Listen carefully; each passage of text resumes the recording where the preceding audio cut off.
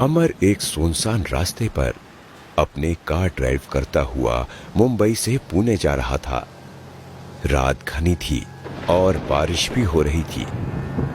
उसने link highway पर पहुंचने के लिए एक शॉर्टकट रास्ता चुना।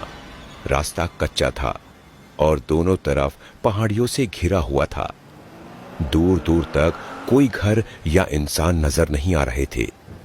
बारिश धीरे धीरे तेज हो रही थी और इस अनजान रास्ते पर उसे डर भी लग रहा था। कुछ दूर जाने के बाद अमर ने घबराहट में खुद से ही कहा, ओ शिट, ये रास्ता तो खत्म होने का नाम ही नहीं ले रहा। इतना बोलते हुए अमर ने अपने फोन में मैप देखा। मैप में उसे हाईवे बिल्कुल नजदीक नजर आ रहा था। उसने अपनी कार की स्पीड तेज की और मैप के हिसाब से चलने लगा। रास्ता सुनसान था तो अमर लापरवाही भी बरत रहा था। बारिश तेज हो गई थी और तभी अंधेरे में अमर की कार के सामने अचानक ना जाने कहां से एक बूढ़ी औरत आ गई। उसे बचाने के चक्कर में अमर ने अपनी कार की स्टीयरिंग झटके से घुमाई। स्पीड ज्यादा होने के कारण कार सीधा रोड से सटे गहरे नाले में कूद गई। उस सन्नाटे भरी भीगी रात में अमर की चीख कहीं खो गई। इस घटना के कुछ देर बाद अमर ने धीरे धीरे आंखें खोली। वो एक बिस्तर पर लेटा था। उसके सिर पर गहरी चोट लगी थी जिस पर पट्टी बंधी हुई थी। उसे अपने सिर में तेज दर्द का एहसास हो रहा था। वो बिस्तर से उठने की कोशिश करते हुए कहता है, ओह, मैं कहां हूं? जब तक वो उठता तब तक उसके पास एक बुढ़िया आई।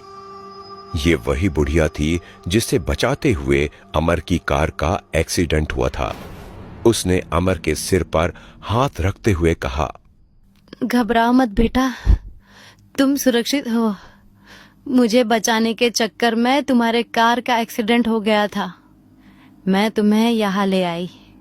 अमर ने पहले बुढ़िया की तरफ देखा, फिर वो उस कमरे को देखने लगा।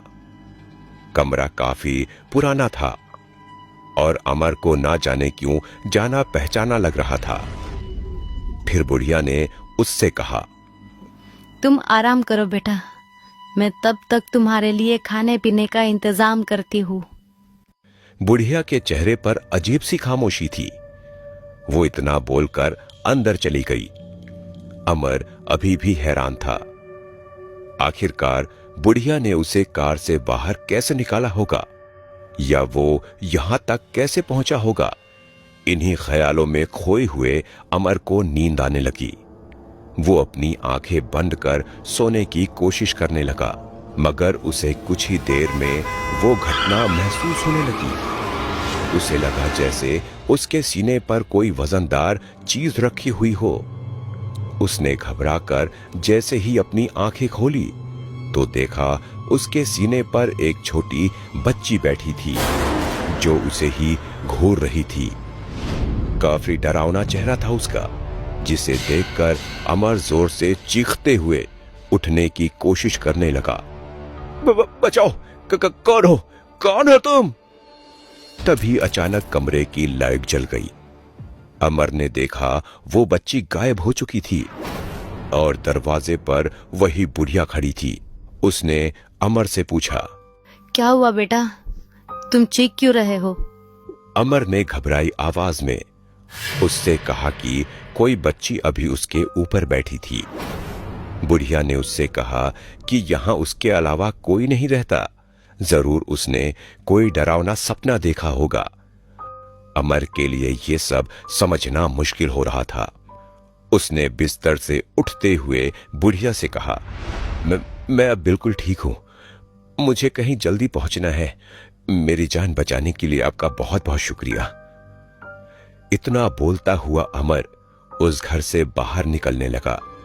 तभी उस बुढ़िया ने उससे कहा, बेटा, बाहर तेज बारिश हो रही है और जिस रास्ते से तुम जाना चाहते हो वो इतना भी छोटा नहीं है। मेरी मानो तो तुम्हें इंतजार करना चाहिए बारिश कम होने का। अमर ने जैसे बुढ़िया की बात को अनसुना कर दिया हो। वो उस घर से बाहर निकला। उसकी कार सामने ही खड़ी थी, मगर बारिश सच में काफी तेज हो रही थी।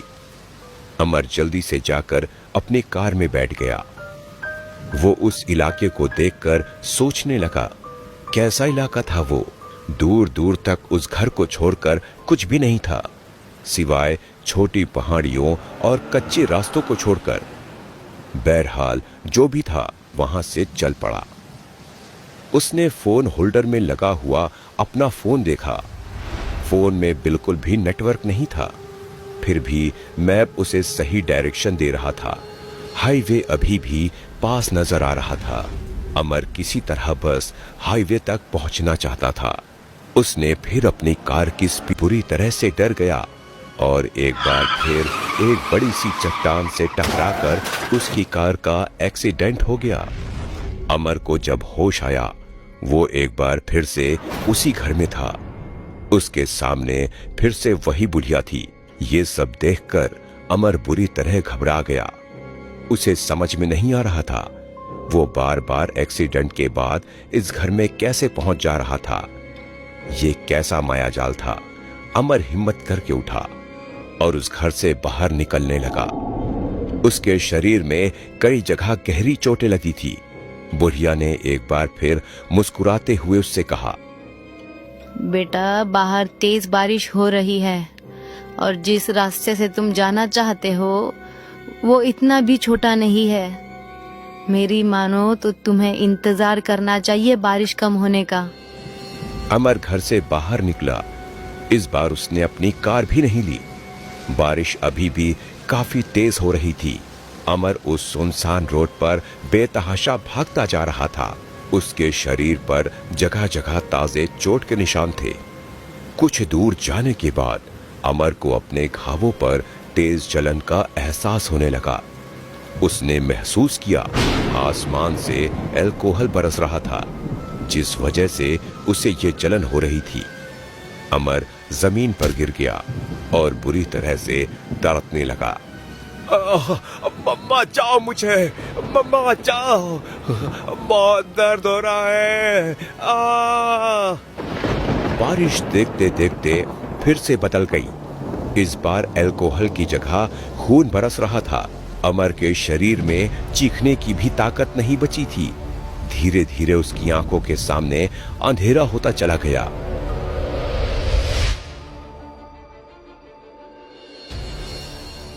एक अस्पताल के ऑपरेशन थिएटर के बाहर लगभग 35 साल की एक औरत अपने बच्चे के साथ खड़ी थी। औरत रो रही थी। उससे कुछ ही दूरी पर एक पुलिस वाला खड़ा था।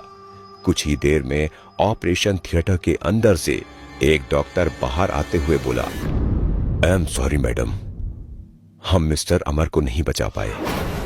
लगभग 72 घंटे कोमा में रहने के बाद ब्रेन हेमरेज के कारण उनकी मौत हो गई। वो औरत और बच्चा डॉक्टर की बात सुनकर जोर जोर से रोने लगे।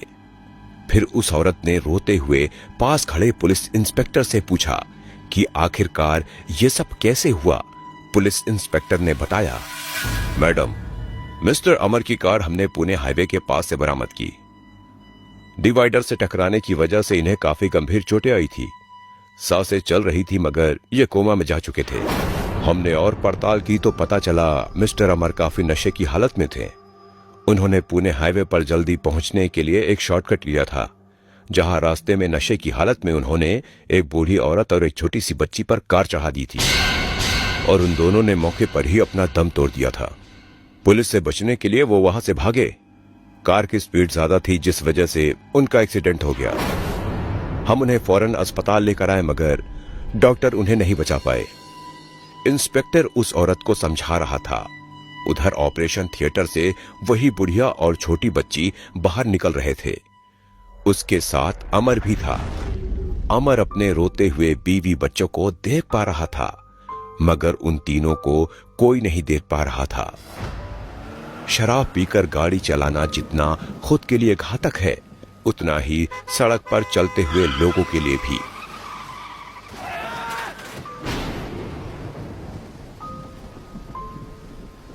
दोस्तों, ये कहानी एक सच्ची घटना से प्रेरित है। आपका इस बारे में क्या मानना है, हमें कमेंट कर जरूर बताएं। हमारी वीडियो को लाइक करें, शेयर करें और ऐसी ही सच्ची कहानियों के लिए हमारे चैनल को सब्सक्राइब करें।